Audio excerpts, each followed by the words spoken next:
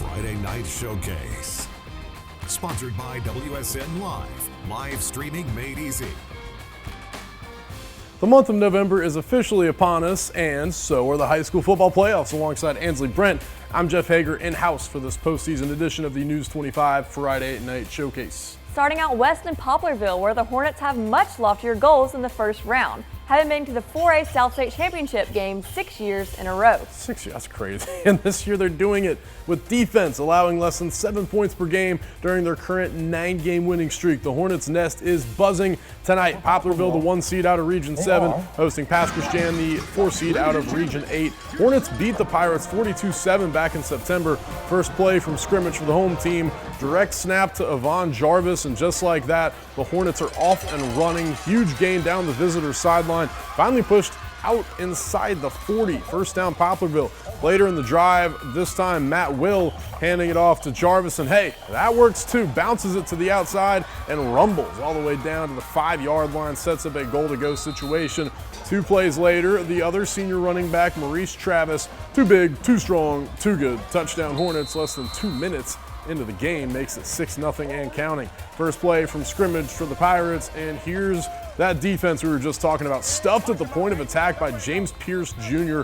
Absolutely nowhere to go. After a pass punt, back to the Jarvis show, running that same exact play to the far side, and it's literally the same exact result, except this time he's all the way down inside the 10, and this is starting to feel like deja vu. I mean, think about it, Ansley. Who scored the first touchdown? Travis. And who scores the second touchdown? Travis? Yeah, falls into the end zone for his 18th TD of the season, 13-0 Hornets, and when you're good on defense, as good as the one Poplarville has, putting your defense on the field is kind of like a second offense. Pick City, Benny Jarvis Jr., the brother. Defensive players have dreams of interceptions that easy. Almost gets it back to the 30. Hornets right back in business, and it doesn't take him long to pay it forward. Will back to pass. Yes, he will. Hooking up with a wide open, who else? Jarvis, and the man that just got the pick gets the touchdown. How can you not be romantic about football? I know they say it about baseball, but whatever. 20-zip home team. Next Poplarville drive, rare mistake here by Travis. Karsten Mooney gets his hand in the cookie jar, and there's a loose cookie. Cooper Schatzel on the recovery. Finally some life for the pass, but it would be short-lived.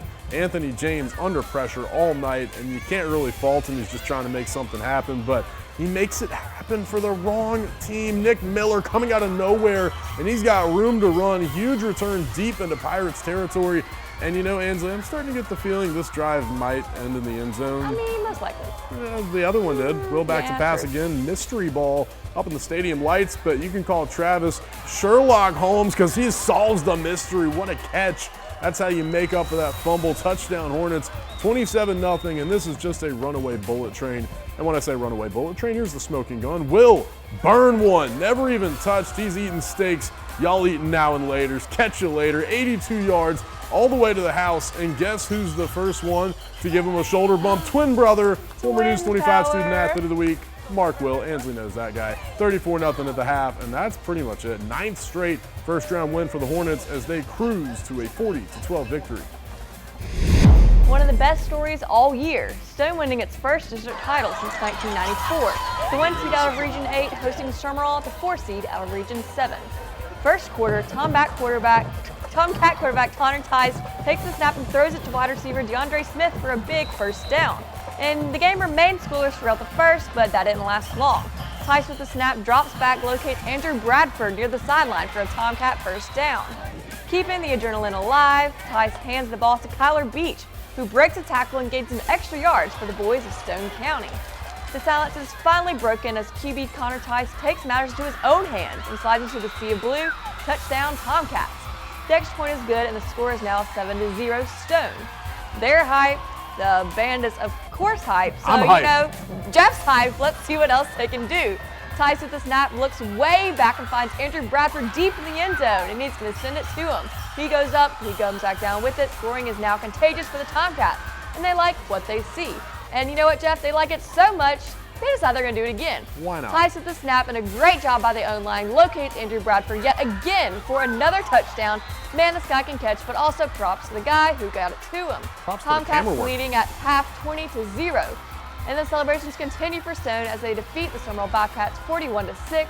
The Tomcats will continue to the second round of playoffs. Yes, they will. Here's another team that might continue. I think they will. Yeah, my alma mater. St. Stanislaus just missing the 1 seed barely in Region 8 Class 3A, but still hosting in the first round. Port Gibson, the 3 seed out of Region 7. First quarter highlights by Rick Gogrieve. The Rocketjaws start off with the ball and make easy work of the Blue Waves defense on the second play of the game with a pass from Hudson Osborne to Jackson DeSerbo, who takes it all the way to the house for a super quick touchdown. 7-0 Stanislaus just 1 minute in. The Blue Waves then take a crack at offense, but that crack turns into a, well, big hole as the ball is fumbled immediately and snagged up by the Rocketjaw himself, Heath Shin, giving the team excellent field position on their second possession. And they take absolutely no time capitalizing on the turnover with a quick pass to DeSerbo. Once again, he had another touchdown, making it a 2-touchdown game for the kid, giving them a 14-0 lead still early in the first. The Blue Waves forced a punt, giving the Rocks the ball back, who now go to the ground with former News 25 Student Athlete of the Week, Chandler Chapman, who takes it all the way down to the 35. And now with the wheels greased up, Chapman gets the ball once again, finishing the drive off in the end zone for his first touchdown of the night. Now 21-0 Stanislaus, and we got more on Chapman in just a second. A little bit of time left in the first quarter. The Blue Waves look to get something going, but the football gods just not on their side today as they fumble again, setting up the Rocks for another short field. And of course, that opportunity is capitalized on with a run up the gut by PRCC baseball signee Kyle Stegall to the end zone, giving them a 28-0 lead still in the first quarter. Pure domination. Second quarter begins, and the Rocks get the ball after a punt, and once again, they find the end zone. Levi Green, pretty pass from Osborne. Touchdown, 35-0 just 2 minutes into the second. Blue Waves find the end zone a couple times, but eventually are absolutely no match for the Rocketjaws. Final score, 45-14 Stanislaus. Also shout out Chapman breaking the St. Stanislaus single season rushing record. Congratulations on the awesome feat. So much for a championship hangover. Picayune is still roll tide rolling right into the final week of the regular season. The Maroon Tide has a perfect overall record of 10-0 and a district mark of 6-0.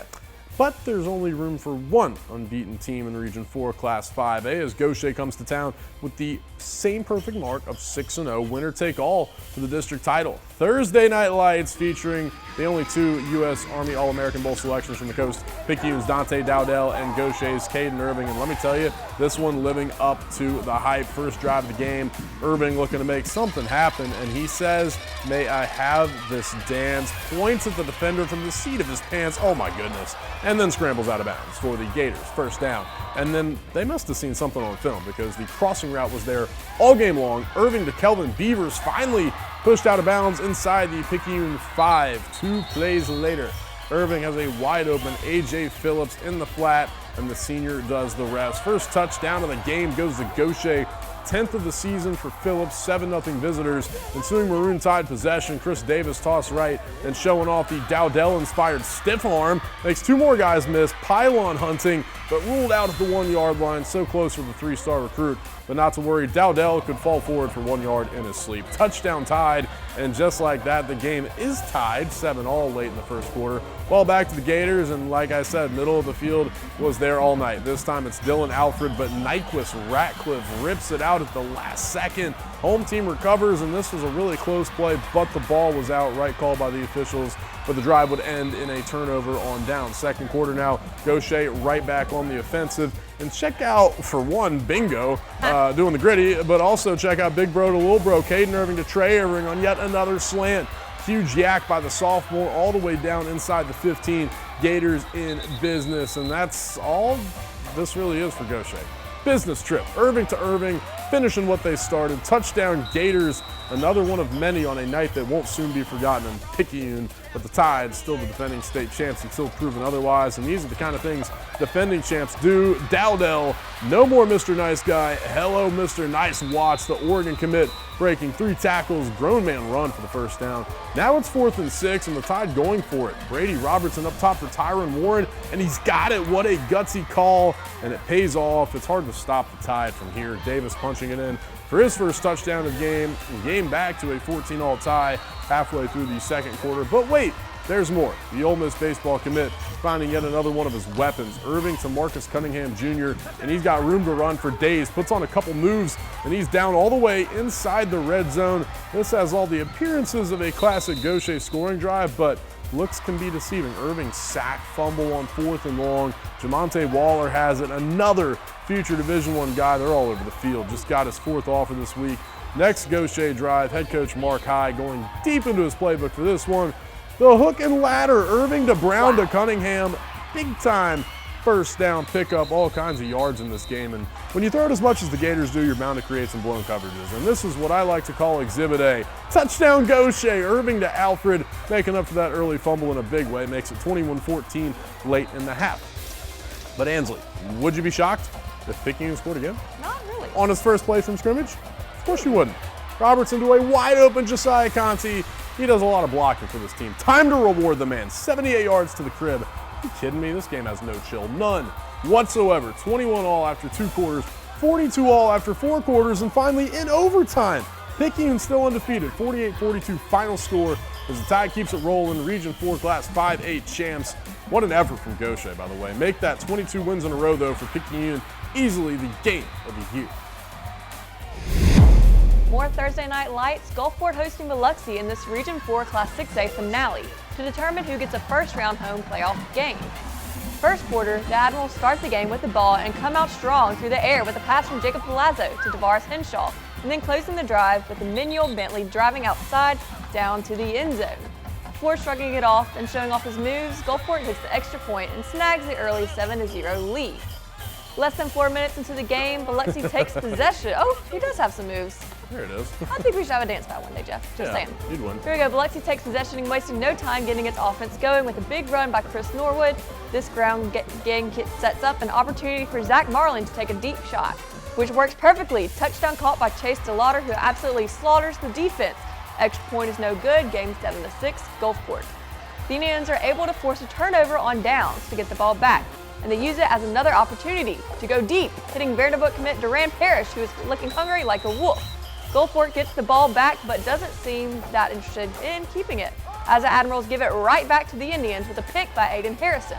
However, the Big Red offense makes a critical error of its own and throws a pick right to Prince Cunningham the very next drive.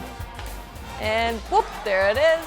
And let's see how far he takes it. And boom goes the dynamite. Absolutely.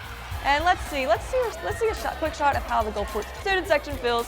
All right, but keep your turnover counters off because the Admirals don't last long on offense as they turn it over again with the pick, this time by Demarion Fillmore, giving the Indians the ball back. However, that interception leads to a missed field goal, giving the Admirals an opportunity to score late in the second, and they do exactly that, as Cameron Joseph takes a wide open pass all the way to the end zone, giving them a 14-12 lead, going into the half. In the end, Gulfport able to secure the victory, beating rival Biloxi 33-24. Admirals are the 2 seed next week, Indians the 3 seed.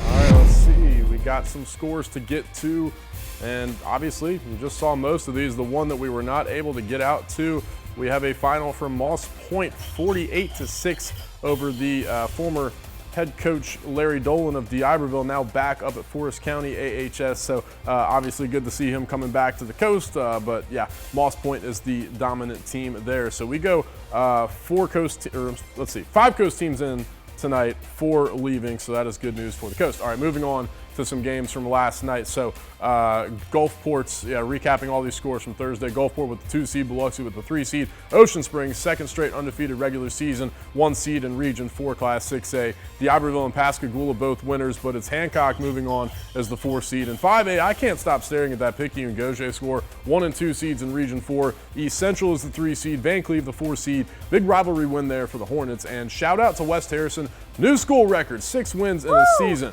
And we'll be back in 30 seconds with your WXXD play of the day. Mississippians love football, and our high schools in South Mississippi like Gulfport, Moss Point, and Ocean Springs stay connected with their students, parents, and community by live streaming events, including football through WSN Live. WSN Live provides your school with everything you need for professional and seamless live streams that are easy for students to run. And your fans can watch online from anywhere on any device. With WSN Live, your school gets the right gear, a rock-solid network, and game time tech support. Learn more at WSNLive.com.